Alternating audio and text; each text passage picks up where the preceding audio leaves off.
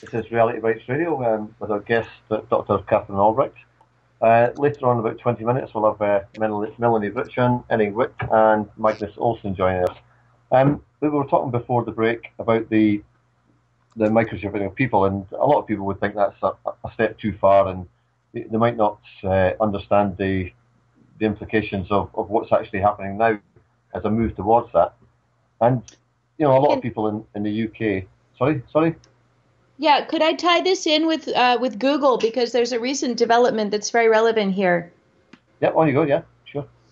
Yeah, so 2 weeks ago, this is before the whole NSA scandal kind of took over all of our attention, but 2 weeks ago, a woman named Regina Dugan, who's the former head of DARPA, and if you guys are covering Bilderberg, you know who DARPA is. That's the Defense Area Research Projects Administration. It's the creepy, futuristic, evil development arm of the U.S. military. And DARPA, the head of DARPA was a woman named Regina Dugan. Well, when Google acquired Motorola, which is a mobile phone company, and whenever I say mobile phone, you've got to be careful to understand that those aren't even phones anymore. They've become the computer link lord that connects you to the global brain. They are the thing that connects you to the spider that sits at the middle of this web that we've created. And by the way, it's not a mistake. It's called a web or a net. Both of those ring very true. And at the center of this web or this net, there is a global data collection occurring. Now, we know this. Edward Snowden has shown us a little glimpse of it. Google certainly has the biggest database of personal information ever collected on human beings in the history of humanity. They've got a picture of your backyard, your front door through Google Street View. They know your calendar. If you're on Google Calendar, they read all your email through Gmail. They know everything you think about because of your searches. And in fact, they probably even know what you had for dinner last night because your wife or your mom probably looked it up by typing, the recipe into Google and looking for the recipes. So Google really has this incredible bird's eye view into our lives. And they want a closer view, which is why they purchased Motorola, so that they wouldn't just be on your desktop or on your laptop, but that they would actually control your personal connector device, your cell phone. So Google, of course, has its Android operating system. It has acquired Motorola, and when it bought Motorola, who did it put in charge of it? Well, Regina Dugan. So they hired Regina Dugan away from DARPA and put her in charge of Google's Motorola division, their cell phone division. So it's not surprising then that the couple of things we're seeing out of her are terrifyingly freaky. So let me give you an example. You can search for this on YouTube. If you look up Regina Dugan, D-U-G-A-N, and I think it's D11, the letter D like dog, 11. And you can actually watch this interview where she's sitting there talking at a developers conference, and she talks about two RFID technologies that are so disturbing. The first one she talks about is the electronic tattoo. And it's kind of a misnomer. It's really a sticker, but it is a flexible RFID tag that can be actually affixed onto the flesh, so that every place you go, you are transmitting your unique ID number right through the sticker, the electronic tattoo on your body. Then she goes on and talks about something even more disturbing, which she calls vitamin authentication that gives you superpowers. And what this is, and I would think it was science fiction if I hadn't watched it with my own eyes, but this is a serious thing. They have developed a pill that contains a microchip. Just like what I was describing you can implant into someone's body, they have found a way to put it into a pill.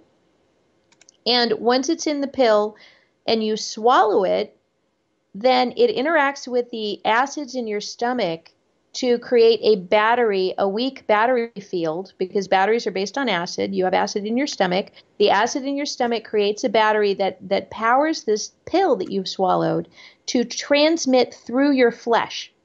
And as she puts it, your arms become antennas, your hands become alligator clips, and everything you touch receives your unique ID number, your authentication number, because it's literally emitting from your fingertips. And as this thing works its way through your body, it comes out the other end before too long.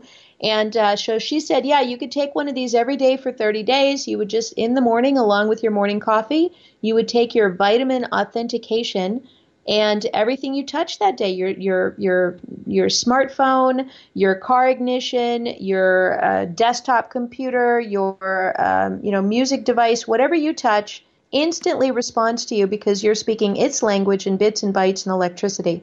So, we've kind of gone from this idea that an injector device would inject a chip into you, which we know causes cancer, to now this new thing where now they're talking about other ways of getting you comfortable with having it inside your body.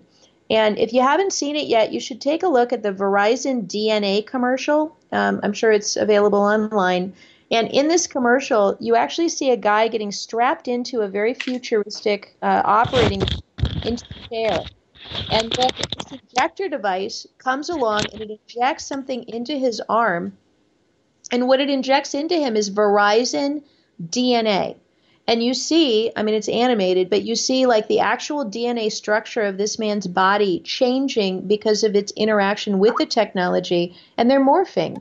So crazy stuff to have these two things, coming together. And I believe that there are spiritual elements to this, that as the Bible tells us, we're not just battling flesh and blood, but we're battling spiritual powers and principalities, that there is something very, very dark in these technologies, and they want to consume us. They want to merge with us and take us over and be one with us or have us be one with them. And just to take this to the next level, in about 2 weeks, I'm going to be at a conference. I'm actually one of the conference organizers for the IEEE Engineering Conference up in Toronto, Canada. And the keynote speaker there is a man named Ray Kurzweil. Ray Kurzweil wrote the book The Singularity. He's a multimillionaire inventor.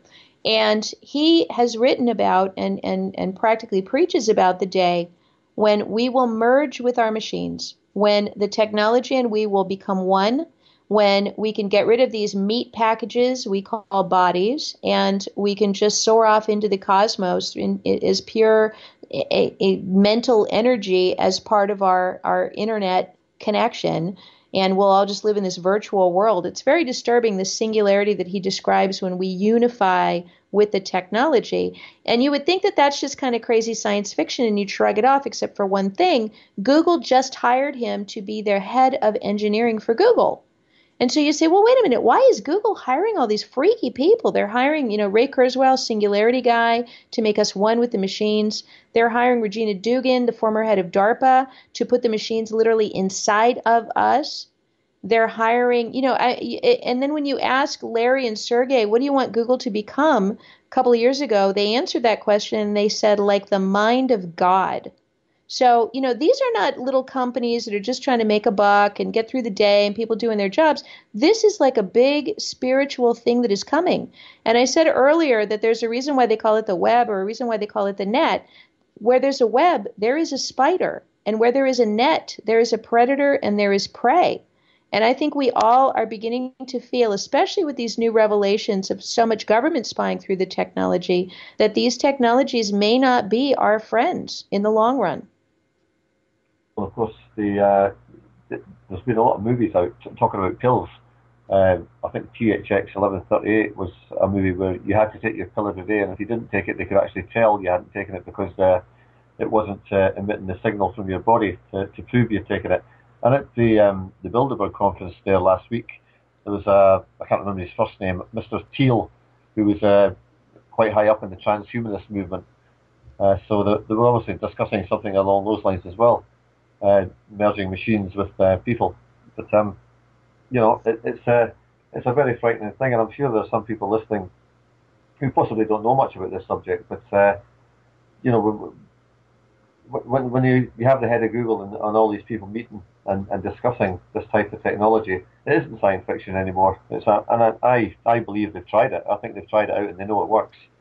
And they're just waiting for the chance to bring it into the mainstream. And as you say, they'll go for young people, and young people will probably lap it up, thinking it's some kind of fabulous thing where they can interrelate with their games consoles and their televisions and their hi-fi systems, and just think it's perfectly normal.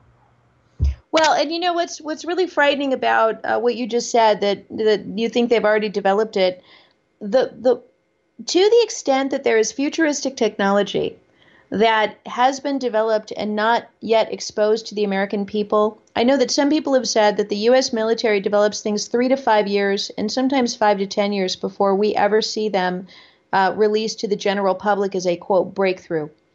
So if that is the case, then the person who would know about it and who would be on the 5 to 10 year ahead curve, engineering-wise, would be the head of DARPA. So I think it's not a surprise, and I think it's extraordinarily disturbing that Google has brought the head of DARPA into their inner circle in order to more quickly advance their technology goals and their hardware goals. So if you take a look, it's a very instructive search. If you go to startpage.com, because I never say Google it, and you guys should stop too. As a radio host, it took me like 6 months to stop saying Google it after I created Startpage. So hopefully you guys can do a little better. But if you Startpage, DARPA creepy projects, you will see page after page after page of horrifying things that DARPA has come up with. And then you have to realize that all of those horrifying things are in the mind of the woman who is sitting in a position of power at Google to implement hardware solutions for you and for me. And once you understand that, then if you have not yet pulled back from Google, then you're not thinking straight, because this is a company that already is spying on everything you do. They read all of your email. In fact, that's why they offer you email. Think about it. They're not your mom. They have no reason to give you free stuff. The reason they give you email is because it gives them a window into your life. And I'll give you a great example, because we've got startmail.com, startmail coming out this fall, which is going to be the world's most private email, completely encrypted. No one reads it. We don't read it. We can't read it because it sits on an encrypted user vault where no one can get to it but you. So startmail.com is coming out. It's going to be between $5 and $10 a month. And because that's what we figured out it actually costs to run an email for an individual.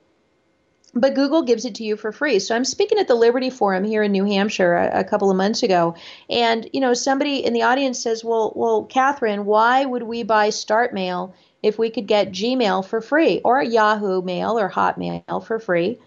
And I said, well, let me give you an analogy. First of all, because they're spying on you and they're giving it to you, quote, for free, but you're really paying with your privacy. I said, let me give you an example. What if Google were here today, or Yahoo or Hotmail or Microsoft, and they said, hey, listen, we know you guys are all paying $200 a night for the hotel rooms here, right?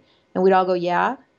And then they'd say, okay, well, we've got a whole wing over here of the hotel that's the Google wing, and all the rooms are free.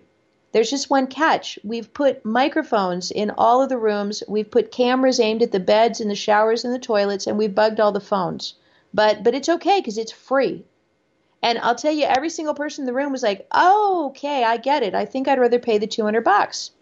And that's really what the email situation is about. This month Yahoo is coming out with their new email. In fact, they've demanded that all of the Yahoo users around the globe, and there's arguably a couple 100 million of them, who are using Yahoo email, some for 10, 15 years. And now they're telling people, if you do not get on board with the new email that Yahoo has come out with, then you will lose your account. And when you take a look at the terms of service of the new email, they are so openly in your face, awful. Here's what Yahoo says to users. Basically, let us read your email or goodbye.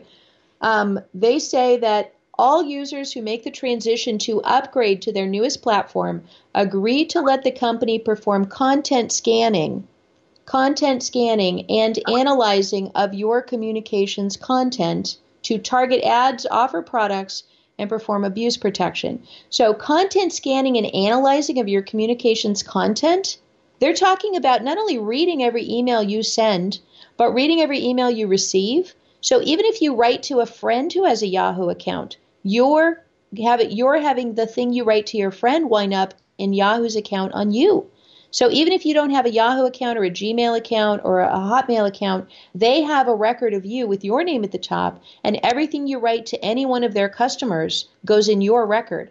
I have a friend who submitted her federal income tax return as an attachment in a Yahoo email to her accountant. And, she asked me when she heard this, she was like, wait a minute, That doesn't mean Yahoo has my tax return, does it? And I said, yeah, absolutely. Now Yahoo knows what you earned last year. They know how many kids you have. They know their social security numbers. They know your social security number. They know all your deductions. Anything you attach in an email to or from a Gmail, a Yahoo, or a Hotmail account, they skim off and they keep forever. And even if you delete it from your account, they keep it.